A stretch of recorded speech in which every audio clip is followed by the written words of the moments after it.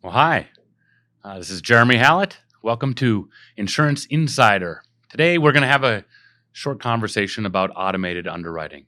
In no way is this some comprehensive conversation, but just from a very high level view, what is automated underwriting and how does this help our clients and how can this help our business? What is it?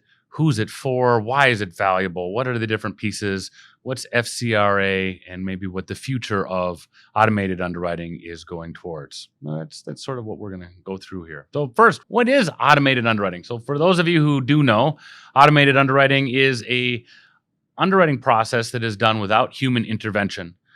Data goes into the insurance carrier on behalf of our client. That client is underwritten, again, without a human touching it. An offer comes out, and that client is able to accept that offer and buy the insurance. Super cool. No human intervention. It also means no exams and no APSs. Two of the largest hang-ups are collecting fluids and collecting the different medical records from the doctors' offices and clinics that are out there. So that is wonderful from an AU perspective. So automated underwriting, what we've seen here at Hallett Financial Group and at Quotacy have been somewhere between 30 and 40% of clients are actually able to push themselves through for those carriers who've really figured this out. I won't name any carriers today, but that is the carriers are actually working. We're getting right between that 30 and 40% of people, typically between the ages of 30 and 50, and 1 to 2 million or so of coverage or less. That's kind of that sweet spot. Obviously, 20 to 30 years old, you got that 26-year-old, the invincible 26-year-old. You're never going to die. Nothing's going to happen. They're not buying life insurance anyway. But that sweet spot of 30 to 50, mostly healthy, haven't had any health issues challenge you yet, automated underwriting is an option in your future. How does underwriting work? Well, this underwriting is done typically through with a phone interview. So either a drop ticket is laid out there on behalf of the client, and then there's self-reported data from the client, which is what we put into the system. That self-reported data is either collected through a phone interview with either a third-party vendor or the insurance carrier. And now a lot of insurance companies have finally gotten to the point where we're able to get an online Part B, which is really neat, or an online Part 2. Not too many carriers are using an application filled out with an agent's help.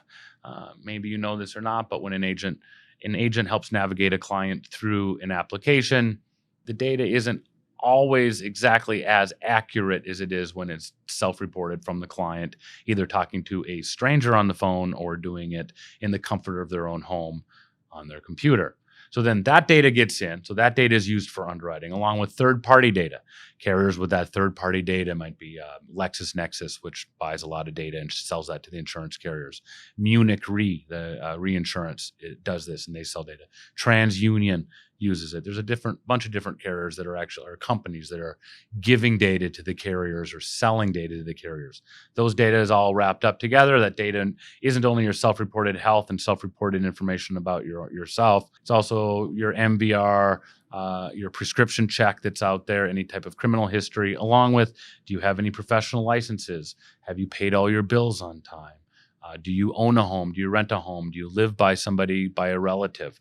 All of this data is out there on us and it's all put together. And with that, a carrier is able to make an underwriting decision on behalf of the client in a snap of a finger. And like I said, 30 to 40% is about what we've got right now, which is happening. That data that's being used isn't just any type of data. It's a very specific type of data called FCRA, Fair Credit Reporting Act data, which has to have three components. It has to be disclosable. The carrier needs to be able to say, here's the data that we used. It has to be disputable, which means the client needs to be able to say, that's not me, or that's not true, or whatever else. And then it has to be correctable, which means the insured needs to be able to call up the doctor and say, I'm not on this prescription. Why is it on my prescription check or whatnot?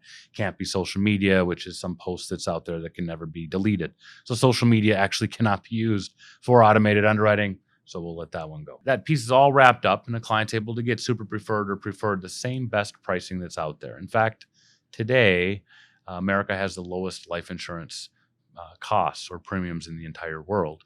And part of that is due to the fluids that we collect and some of the laws that have been put in place to protect both the clients and the insurance companies. So we're in a very good shape right now. So that's automated underwriting. Like I said, it's working pretty well. The future state of this isn't going to be 1 out of 3 clients going through will get it. It should be more like 2 out of 3 clients who go through the underwriting process will be able to get an automated underwriting offer. So that's just a very short touch up on automated underwriting. Please leave some comments below if you like these videos. I'd love it if you could hit a like for us. Looking forward to having a conversation with you next time. Thanks for listening. Again, this is Jeremy Hallett with Insurance Insider.